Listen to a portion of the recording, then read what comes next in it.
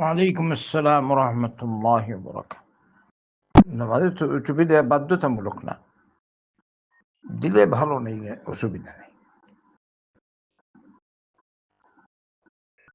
সাহাবে একরাম রাদিয়াল্লাহু আনহুম টুপি পরতেন বলে প্রমাণ আছে, মাথায় একটা কিছু। এছাড়া তবে এটা যে বাধ্যতামূলক এরকম না, যে ড্রেস পরে যার কাছে যেটা সুন্দর ওইটাই সে পরবে, সুন্দর লেবাস হবে।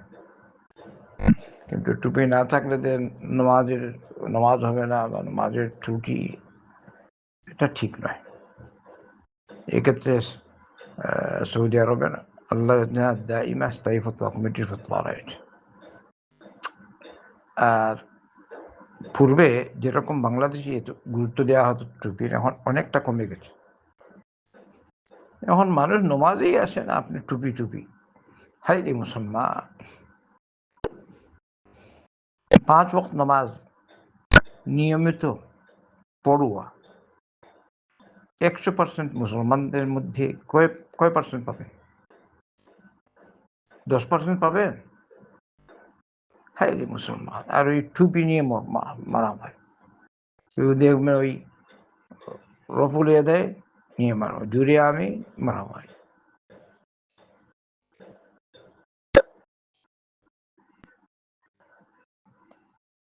কোনো মসজিদ কেউ বানিয়েছে, যেমন তারা সালাফি বা আহলে হাদিস, এর বিরুদ্ধেও মারামারি। চিন্তা আর এইটা নাই যে মানুষ মুসলমান কতটুকু আছে। কত মানুষ সরাসরি এখনো সরাসরি শিরকে লিপ্ত, সরাসরি শিরক, মেইনটাই ঠিক না, নাম মুসলিম। আল্লাহ আপনি মুসলমানকে আসতে দেন, টুপি থাকলে আলহামদুলিল্লাহ, না থাকলেও আলহামদুলিল্লাহ। ভাই আসেন, নামাজ পড়, নামাজের দাওয়াত দেন ঘরে ঘরে। মানুষ যদি নিয়মিত 5 ওয়াক্ত সালাত পড়ে, আপনি যান যেখানে মসজিদে, ফজরের সময় মানুষ কয়জন? অন্যদিকে দেখেন বাংলাদেশে প্রত্যেক মসজিদেই জুম্মার নামাজ হয়।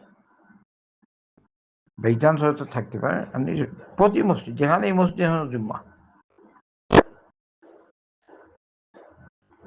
এখন দেখা যায় আমি শহরে বন্দরে যেখানেই যাই, জুম্মার সালাত ফুল মসজিদ, 2 তলা 3 তলা ফুল, লা ইলাহা, প্রত্যেক মসজিদ ফুল। কিন্তু ওরাই আসরের সময় যাই কই, ওই জুম্মা পড়লো, তারপরে আসর কই। আপনি হয়তো বলতে পারেন যে বিভিন্ন জায়গায় কাজে, আচ্ছা বিভিন্ন জায়গায় কাজে যায়, তো যেখানে কাজে যায় ওখানে কি নিয়মিত সালাত পড়ে? লা ইলাহা ইল্লাল্লাহ। আল্লাহ আমাদেরকে হেদায়েত দেন, আল্লাহ আমাদেরকে বুঝ দেন, আল্লাহ আমাদেরকে বুঝ দেন। হাসবুনাল্লাহ ওয়া নি'মাল ওয়াকিল।